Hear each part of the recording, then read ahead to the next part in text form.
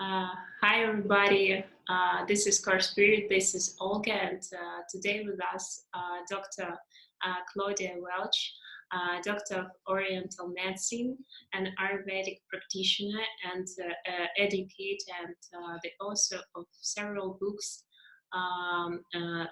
including Balance Your Hormones and Balance Your Life.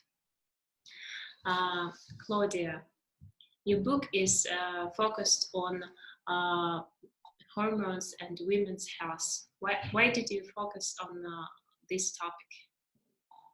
It's a good question, Olga. And first of all, thanks for having me, and thanks all the listeners for your time. And, you know, I'm a doctor of Oriental medicine, practitioner of Ayurvedic medicine, and I had a busy private practice for 10 years. And as is probably the case with all practitioners of alternative or complementary medicine, most of our patients are women. I'm going to make up a statistic here, but maybe 90% of our patients are women. I don't know why that is. It's such a mystery. Even I would say 90% of the students that I have who of Ayurveda are women.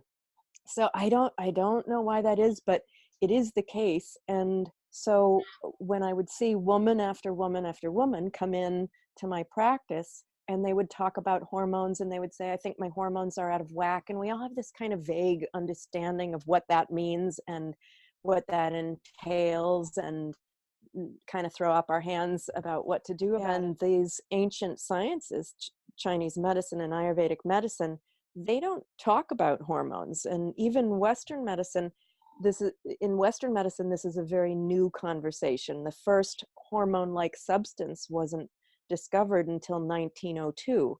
So I knew that these classics in Ayurveda and Chinese medicine didn't specifically describe hormones or talk about how they interacted with one another, and they certainly didn't talk about it in terms of women's health. And so I knew that wasn't there. But what I did trust was that one of the strengths of these ancient medicine medical paradigms is that they give us lenses through which to view different aspects of reality. And so let me talk about this for a minute in case any of our listeners are unfamiliar with yin and yang. And that's, of course, from the Chinese system.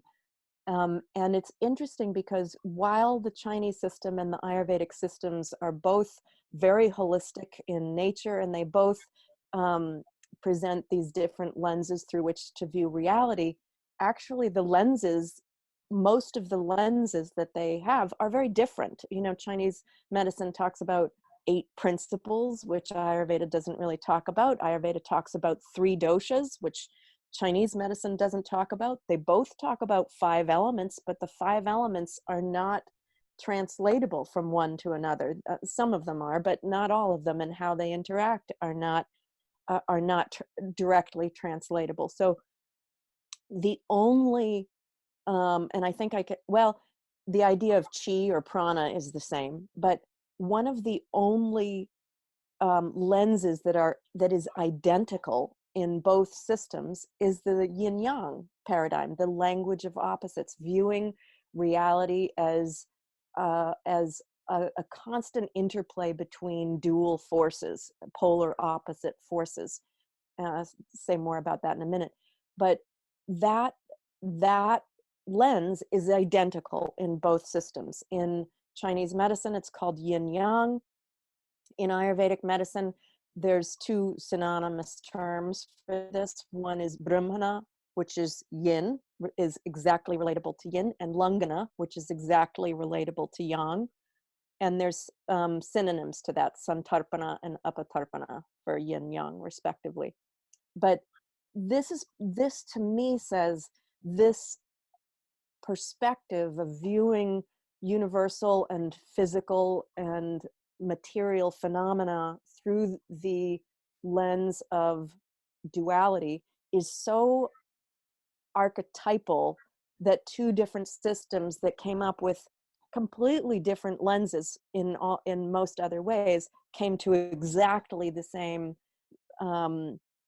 conclusions and descriptions in terms of the language of duality. That's powerful. It lets us know that this is such a primal way of viewing the universe, and it's instinctive and intuitive for all of us, and it's easy to understand in a lot of ways. For example, okay, so if we're talking about the language of duality and the language of opposites, we look at hot, cold, heavy, light, oily, dry, these sets of opposites in which human beings and natural and external and internal phenomena exist.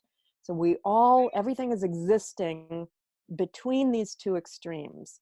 And human beings exist comfortably in this very narrow parameter between the two extremes. So for example, hot, cold, 98.6 Fahrenheit, right? That's the body temperature, which is what, 37 degrees centigrade, I think? 37. 36.6, I guess. It's what? 36.6, I guess. Okay, perfect. So roughly 37, but that's incredible that we exist comfortably within this very narrow realm between dual forces, right? So hot, cold, 98.6 or 37, it's so precise that it's down to the decimal point. And if we get a couple of degrees Fahrenheit or centigrade outside of that on either side, we're very uncomfortable. A couple more degrees and we're dead. So it's not optional to live within this narrow parameter between extremes. It's essential.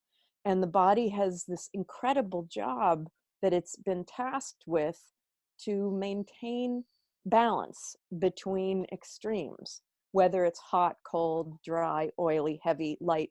It's tasked with maintaining balance. And the ambassadors of that task are hormones. So hormones are it's constantly refining this balance in the body, so that when we walk outside and the temperature differential is 5, 10, 15, 20, 30 degrees different from indoors, we respond accordingly with our temperature so that our body temperature doesn't fluctuate like that, right? So there's this, and when we're hungry, thirsty, tired, energized, all of these different experiences that we have are modulated and governed by hormones, and hormones respond to our environment in order to maintain this balance, this status quo that we need. So that's the lens through which I find it most elegant to look at hormones, is the language of duality. And that language of duality is so fundamental and primal and archetypal that these two very different systems came to the same conclusions, the same enlightenment around this aspect of duality. Make sense? Yes, yes. So these are two types of hormones are inside of our bodies, right? Right. So when you say two types of hormones, just to backtrack and fill that out for everybody.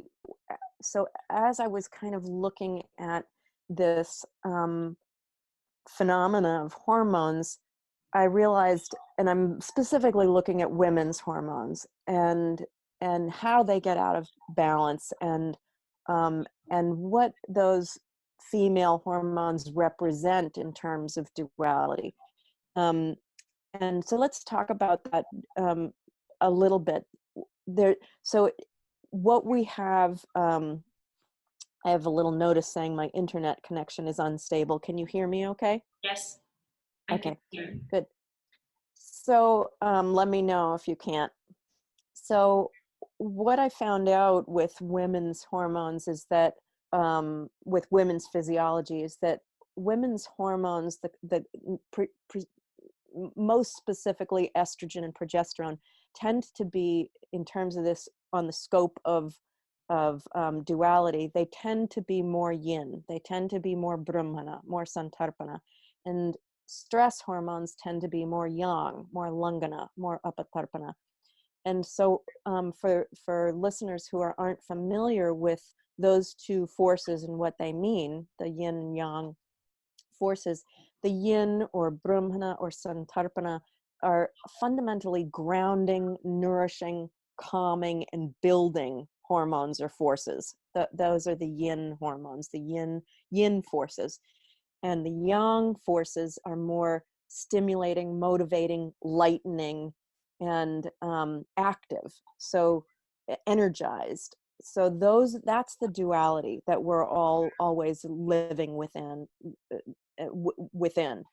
And so the two types of hormones that I talk about in the book, and that I find are most important in terms of understanding women's physiology, are the yin hormones, which is to say predominantly estrogen and progesterone, and the yang hormones, which is predominantly the stress hormones. So when stress becomes too high, you immediately and inherently have this imbalance, because you then have too much of this lightening, stimulating, motivating quality irrigating our systems, our organs, our tissues, our minds. And that activates things, and we end up getting anxiety and insomnia and palpitations and things like that. Whereas if we have too much brahmana in relation to langana, too much yin in relation to yang, we'd end up getting things like masses and depression and heaviness. What we really want is those forces to be equal, so we feel equally energized and grounded, equally alive and calm. Have an inherent equilibrium, right? Mm-hmm. Okay, and you say that when this is a lot of yin, someone can get heavier, right? Yes. I've noticed that sometimes when I'm in stress, I gain weight. Yes. I So get why? Excellent question. So what happens? Let me share this this study that was so interesting. Inherently, stress hormones lighten the system.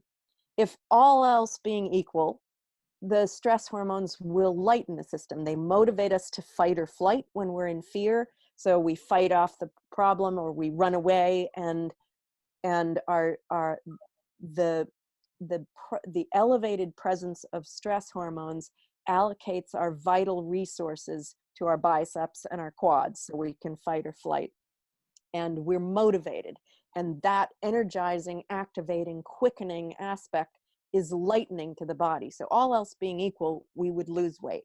However, when this goes on long enough, and this is possibly longer conversation than we have time for, but I think that we can get it in a fairly short order, the summary of what happens. But when there's a few things that happen when stress hormones are higher than in balance, in proportion to the sex hormones for long enough. What happens is this: the body, while it loves the sex hormones and finds those yummy, they're lubricating and delicious and moistening and building, and the body loves them, it will always 100% of the time prioritize stress hormones, because the presence of stress hormones allows us to survive. And in order to reproduce, the first thing we need to do is survive. So the body will always prioritize survival. So if we have a tremendous demand for stress hormones all the time, and we use them and we use them and we need more, and we don't have enough building blocks to create more, the body will actually rob the sex hormones, turn them in, transform them into stress hormones to supplement our survival. You follow? Yes, yes. So So when that happens long enough, then we get a real depletion of sex hormones and a elevation, a consistent elevation of stress hormones, unless it happens so long that our adrenals conk out and then collapse, and then we have too little stress hormone. But that's kind of an extreme story. But if this pattern goes on long enough, all else being equal, and I'll say what I mean by that in a minute, but all else being equal, the following endocrine organs and glands get affected. Number one, the adrenals, and there's a good reason for that. Number two, the insulin producing portion of the pancreas. Number three, the thyroid, and then other things go on in the and go wrong in the endocrine system. So I'll get back to what I mean by all else being equal, but in terms of your question about why you sometimes gain weight if you're stressed out, that happens when the situation of the stress hormones being too high and robbing the sex hormones too long, when that goes on too long and the adrenals get hit, and then the insulin producing portion of the of the pancreas gets hit, when at that step, what happens is when the insulin producing portion of the pancreas gets affected, that's when we start gaining weight. Even when we're, and perhaps especially when we're running more and drinking Diet Coke and trying to do all these things to lose weight, and we get stressed about that, and that makes the situation worse. And it's like the body has this inherent understanding that, oh no, this organism is being overly stressed, overly taxed over and over and over, and has this quickening, motivating, anxiety producing predominance for so long that the body says, okay, we need to balance that. Let's start packing on some weight, even though this person isn't eating anymore, isn't exercising less. The weight is just coming on. So that's the answer to that. Is initially it has this lightening experience, but if it goes on long enough, it'll end up having this weight gain experience. And what I mean, I said I'd go back to all else being equal, is, so what I had said was the longer this imbalance goes on, the more likely it is for the following endocrine organs or glands to get hit. Number one, the adrenals. Number two, the insulin producing portion of the pancreas. Number three, the thyroid. What I mean by all else being equal is, suppose my father and my grandmother both had diabetes type 1, and so I have a challenge area, what we call a kavaigunya in Ayurveda. I have a challenge area genetically in my pancreas. Then maybe it's not the adrenals that first get hit, it's the pancreas that first gets hit, and I end up getting diabetes. Or suppose I have a genetic history of thyroid issues, or something that has created a weakness in my thyroid, some kind of exposure to radiation, or something like that. Then it's the thyroid that'll first get hit. So one way or another, it doesn't even really matter the order. What matters is to understand that the longer this predominance of stress in our lives is going on, the more likely it is to hit an effect and damage temporarily or long-term one or the other of the endocrine organs. Thankfully, and this will be good news for you if you've found out that you sometimes gain weight during stress, then you know from what I've just said that that's likely because you've had stress for a long term. It's not a short-term hit that does that. That's a long-term series of hits. But the good news is that the body is incredibly resilient. So if we really make a concerted effort to slow down and to rest and get emotional and physical and spiritual nourishment, the body is very resilient and can come back from that many times, and sometimes fairly quickly, and sometimes it takes a longer time. Okay, so the best cure is to have rest, right? I would say yes. And, like anybody who's been listening to me for the last 20 plus years is, probably really bored of hearing that. But it's really true. It's really rest. And Olga and everybody, what I have come to feel and believe, at least for now, my perspective may change, but is that hormonal balance is an ethical issue. And what I mean by that, let me explain what I mean by ethics first. What I mean, if I'm living an ethical life, from my favorite translation or description of ethics is personal integrity. And what I mean by that is living my life in alignment with where my heart and my mind and my words and my actions are in alignment. So what that takes is for me to look inside myself and feel inside myself and see inside myself, instead of looking outward, looking inward and seeing what is right and listening deeply for what is the right action or non-action for me to take right now. And it takes, in my experience, sometimes enormous courage to live in alignment with that. And it's enormous courage for these small things. So, for example, if I'm too tired, really too tired to do XYZ today that's on my to-do list, can I let go of the to-do list and take care of myself and give myself what I need? And I understand that means, suppose you woke up today and you said, oh, I'm supposed to have a talk with Dr. Welch today, but I'm too tired, I'm not going to do it.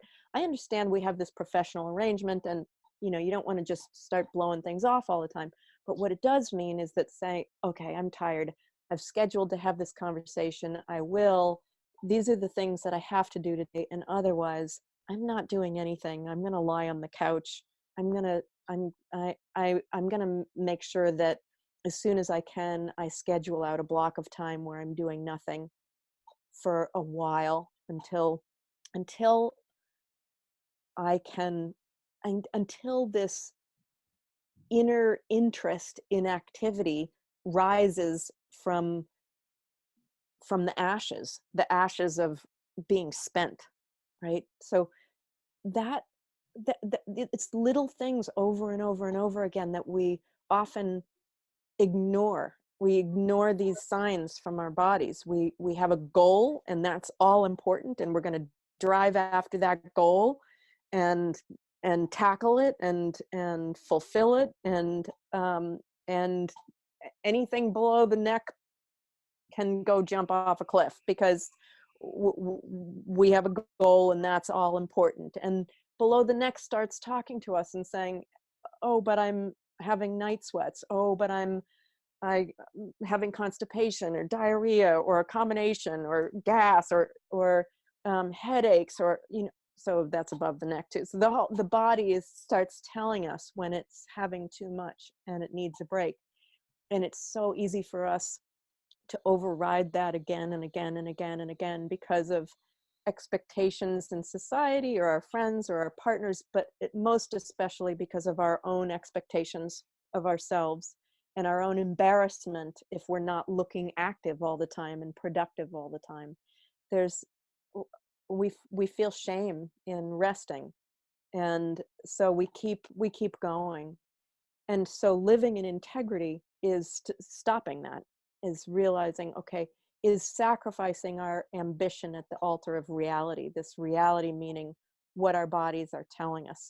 So surrendering to the pace of the body, which is so difficult and even embarrassing for so many of us to oh my gosh, do I have to rest again today? I rested yesterday, so it's difficult, but it's living in integrity in each of those moments that is honoring the this dance between, this dance of duality, this dance of um, existence between extremes, uh, and honoring that we have this narrow perimeter in which we're comfortable, in which we're really healthy, and honoring that by our actions and by listening to the body and slowing down. So, yeah. I asked Dr. Gabriel Cousins. He's an expert in diabetes, and I asked him about diabetes. What is it possible to cure diabetes? And he said, yes, just change a little bit your lifestyle and love yourself more. I love that. It was, it's so funny to read something like this, or to hear something like this. Just love yourself. What do you think self-love is, and why is it so important for our hormones or for our health? Well, it's a big question. Let me go back and answer an easier question first, Okay. an easier point first, which your colleague who said, yes, you could cure diabetes by loving yourself and Changing the lifestyle. Changing your lifestyle. And so what I want to just mention around that for people listening is that sometimes people do love themselves and have a good lifestyle and have diabetes. And what I've seen in my practice, for example, is I remember one patient with Hashimoto's, a clinically diagnosable thyroid disorder, and that Hashimoto's with one batch of herbs and one treatment went away, got totally healed. And other people with less severe thyroid issues would change their lifestyle and change their diet and take herbs, and it would take years and they could just manage it. So I say this because sometimes people can feel guilty, like, oh, I've made these changes and I've still had it, so I'm doing something wrong. We all have our own timing for these things, but there is an incredible there's an incredible role that love plays, and also gratitude. And one of the things that happens is we're in a habit of doing something that's not useful for us, a habit of worrying, a habit of drinking, a habit of eating, a habit of criticizing, some habit that we want to change, and some pattern that we want to change.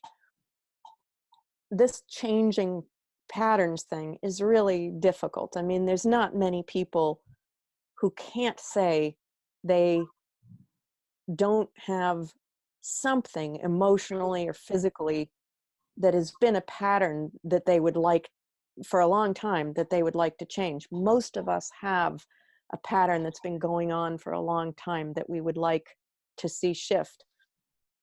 And one of the things that I've found is the following. I'll just get into it. When we're little kids, when we're infants and toddlers and right up to puberty, we take in everything. People talk about kids being sponges. They take in everything to the point where everything they experience creates a new neural pathway in the brain. Amazing, right? So all these neural pathways lighting up all the time. You don't have to do a big song and a dance for a kid to make an impression. Everything they see, hear, taste, smell, touch is creating a new neural pathway. Unbelievable. And what allows that to happen is this part of the brain called the nucleus basalis. That allows new pathways to be generated all the time. But this process is incredibly costly to the body. It requires a lot of resources. So around the time of puberty, the body makes this decision to say, all right, we've got all these neural pathways that have been created over the last 12 years or whatever. Now we can't afford to keep all of these running. Let's choose the ones that are most used. We'll preserve those and we'll prune away all these other ones. So there's this huge pruning away process. At that point, the nucleus bacillus turns off, which that's why little kids can learn languages so much faster. And that's why after that period of time, learning something, a new skill, takes more effort. So wouldn't it be nice if we could turn that back on and create a new pathway? But what's happened is those pathways that were created early in our lives, it was like we had wet cement and we created these these pathways, and at puberty that cement hardened and we're left with the patterns that were already ingrained. So if we have poor eating habits or some kind of fear pattern or some kind of pattern that was created before puberty, that ends up being often a lifelong challenge, or creating a terrain in which a weed can really grow and take root. Some kind of disease can start to grow and flourish because of those patterns that were created. So what we would like to see is a way to soften that cement and create a new pattern. And thankfully, there is something that will do that. If we apply oxytocin to that cement, oxytocin being it's a hormone-like substance that both men and women have, but when oxytocin is introduced into this equation, the matrix in which impressions are made softens, making it more vulnerable to new impressions. And what increases oxytocin? Love. Hugs. What? Hugs. Hugs and kisses. Hugs and kisses, right. It's called the cuddle hormone, right? So hugs and kisses. And people know that it increases during sex, but it's not sex that increases oxytocin, because people who are being raped, I'm sorry to be crude about it like that, but people who are being raped, their oxytocin levels don't rise, of course. So it's not sex, it's not the act of sex that increases oxytocin, it's connection. Mm-hmm. Connection and security. So this connection between you and me, between me and the cat, between me and the partner or the child, or nature, right? So, or the feeling of connection to life, that feeling of connection increases oxytocin. Even gratitude. So sometimes we say, okay, well, I can't connect to love. I'm not feeling love. I'm not feeling this grand thing we call love. Well, even gratitude has the same effect at increasing oxytocin. And it doesn't have to be gratitude for world peace. It could be gratitude for a really nice jam, or like, it's fall where I am now, and my neighbor brought me this really lovely apple off of her tree this morning. I can be grateful for this apple, and that will increase oxytocin and make me receptive to new patterns. And then what we need is the nucleus bacillus to turn back on so that we can create that new pattern in this now receptive matrix. And how do we do that? It's kind of simple. What will turn the nucleus bacillus back on after puberty is focus. When we really apply focus, many of us are just kind of walking through our day, do it on a default program. But if we really take our attention and focus, the nucleus bacillus says, "Oh, I've got to wake up and create a new pathway here." So this is one of the reasons in Ayurveda that we have what's called a dinacharya, a daily routine, and why it's so heavily oriented towards the morning. because we want to create new patterns in the morning. A morning is like, we talked about how the nucleus is bacillus is on all the time in early life. Well, every day, every morning is like the childhood of that day, is the birth of that day. And so if we can get into a place of love or gratitude, allow that oxytocin to raise and soften the matrix in which impressions are made, and then focus on this is why dinacharya, this healthy daily routine prescribed in Ayurveda, will say that's a good time to do a focused meditation or a focused yoga practice. But it doesn't have to be that. It could be a focused breathing exercise, or focusing on the morning coming alive, or the an asana practice, or but something gentle and loving, and that replaces fear, that replaces old habits and patterns that weren't serving us, with something new. That's a role of love. And you said about loving ourselves. There's many layers, of course, but this is one way of looking at it that isn't so lofty and esoteric that feels like it's unattainable. It's, let me find love for this apple, or gratitude for this apple, even if I can't find the big capital L love. Let me find some kind of love in the morning. Let me focus on something positive and harmonizing to my system, to replace those other patterns that weren't so You harmonious. said about self-love, and you said about connection, and I thought that perhaps we get ill when we lost this connection, or when we lost trust, or why do we get ill? What's Ayurveda says? Well, Ayurveda says a great many things about why we get ill from, it's all, one of the things it says is it's all rooted in digestion. There's all kinds of things, but from, and there's things that are truly unavoidable. Some genetic things that are so deeply set in our blueprint that it may not be able to be cured, but it can be managed. Things can always be improved.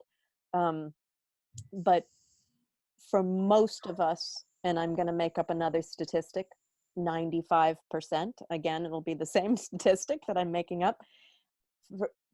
95%, I would say, of the reasons of the diseases and discomfort that we're feeling now is as a result of little by little by little over the course of our lifetimes ignoring living in integrity. It goes back to that, because when we don't live integrity and we override the messages that our body and our truths are telling us, when we do that over and over again in little and big ways, we eat things we know are not good for us. We do things that we know are pushing ourselves beyond what we can naturally and comfortably give. When we override this over and over again, the body isn't a perfect machine that goes on forever. It gets worn down by this. It's like, I don't know why this comes to mind, but it's like being in a bad relationship where someone is criticizing you or making you feel small over and over and over and over again. That wears down the spirit and the resilience, and we're doing that to ourselves. We're we are having an influence on ourselves that makes us feel small or tired, or maybe in a deep level very saddened that we're not living in a way that honors why we know we're here. Like, why are we here? What are we supposed to be doing? We have this precious life. What am I supposed to be doing with it? And I don't mean deciding that for the future. I mean, now, what am I doing? Am I honoring that spirit, that reason for being here right now? Am I doing that?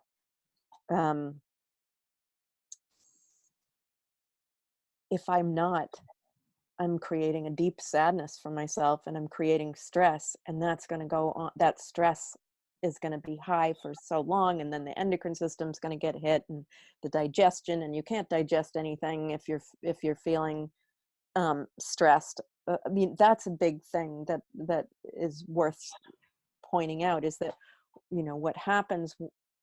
So why do we get ill? Stress, you could say stress from not living in integrity.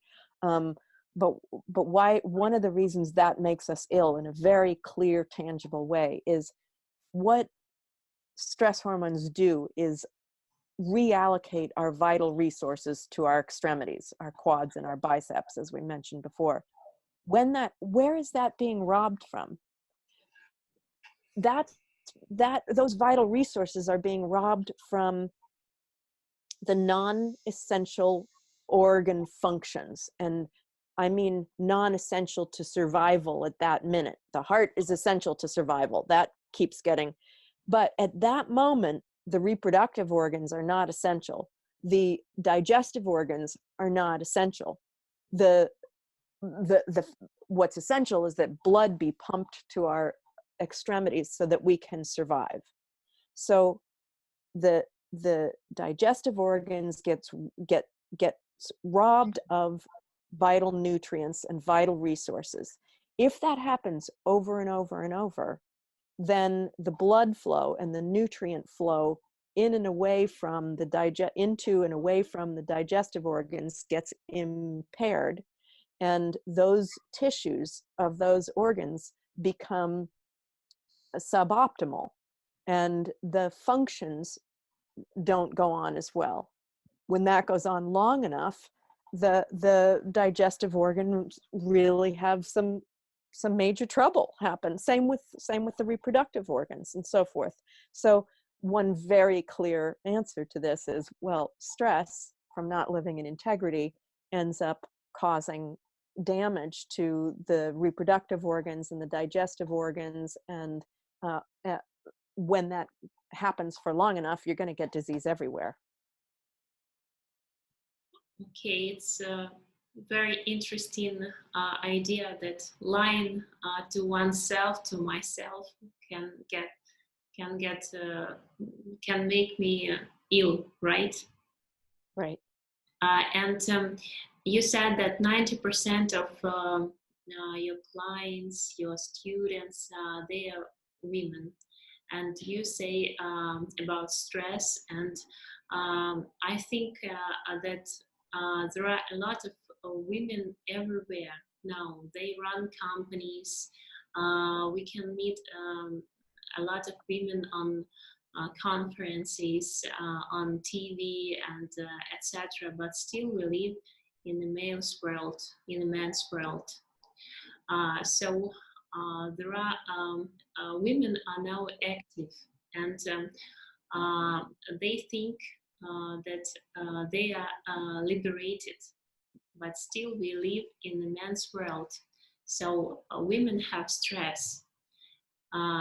Is it possible to liberate our yin energy while staying active?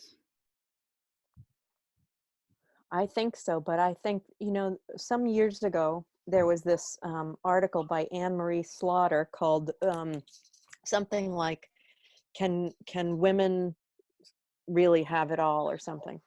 And it really went viral, and I think it probably went viral because women were like, oh, please say no so that we can just stop trying to have it all. But because I don't think that everybody read the article all the way through, because it was a long article. And basically what the article said was, can women really have it all? And all meant a family and a job. And when I read that, I thought, well, that's not all, because what about our spiritual lives and hobbies and tea with girlfriends? Like, where does that fit in? And so I think if you can't even have, and her response was, we've got to change the workplace so that we can have it all, our families and our jobs. But what I think is possible is we can have it all as long as we change our definition of all and are very picky about what is most important to us. And if I have seen a lot of these CEOs, these women CEOs and executives, and many of them are not sleeping, or they're sleeping with sleeping pills. They're having panic attacks. They're not digesting their food. And so no problem being a CEO and being active, provided that our bodies and our constitutions can handle that. And it's really what we deeply want to be doing. If it's really what we deeply want to be doing, our bodies adjust. It's chemistry. It's not stressful. It's courageous and wonderful. But if it's not completely really why we think we're here, then there's this stress element that we've talked about.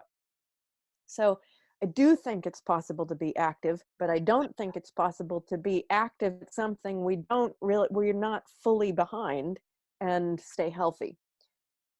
I think that there's no question that there's an imbalanced state here. And one thing we could do is, instead of all the conferences, we could have a few retreats.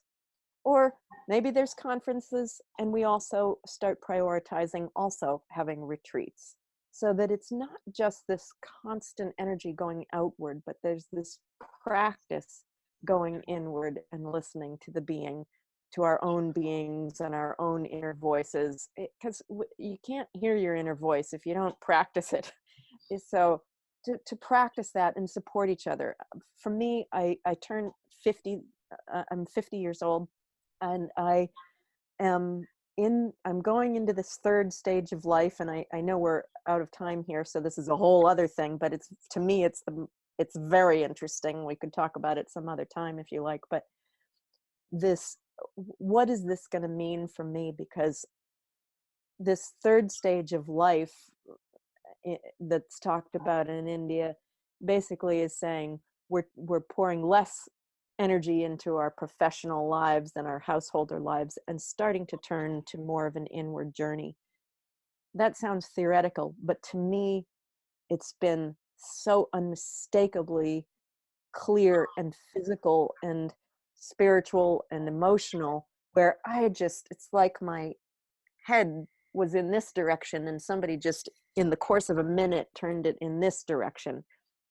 And so I am much less interested in conferences and much more interested in retreats. And I'm more interested in I'm willing to throw everything away to have more of nothing. I'm willing to gamble more of everything for nothing on a hunch. And my hunch is that the emptiness is worth paying attention to and worth pursuing. And it's a strong hunch. And so for me in my professional life moving forward, for me to be in integrity, it's going to involve more retreat kind of events, less conference kind of events. And if I am at a conference, it's going to be slower, way more boring, and more introspective. Maybe it won't be boring. Maybe people are really deeply thirsty for a quieter experience, for a more nourishing experience.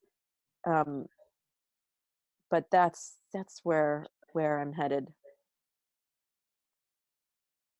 So to stay active, a woman should stay honest with her inner voice.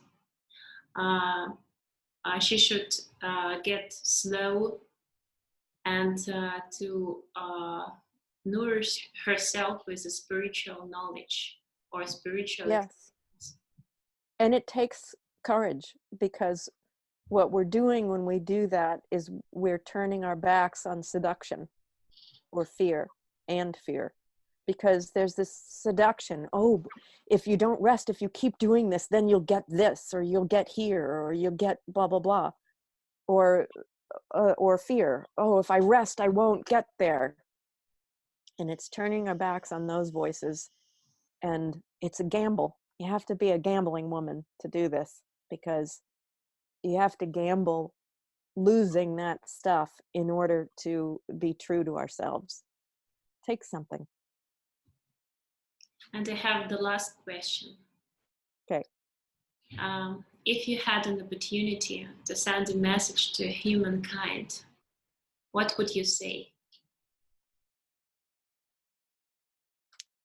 I guess I would say at this moment in time, let's practice looking inside ourselves more.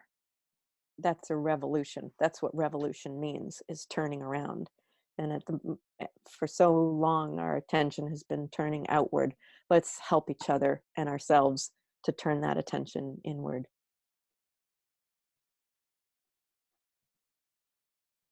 Thank you. Thank you.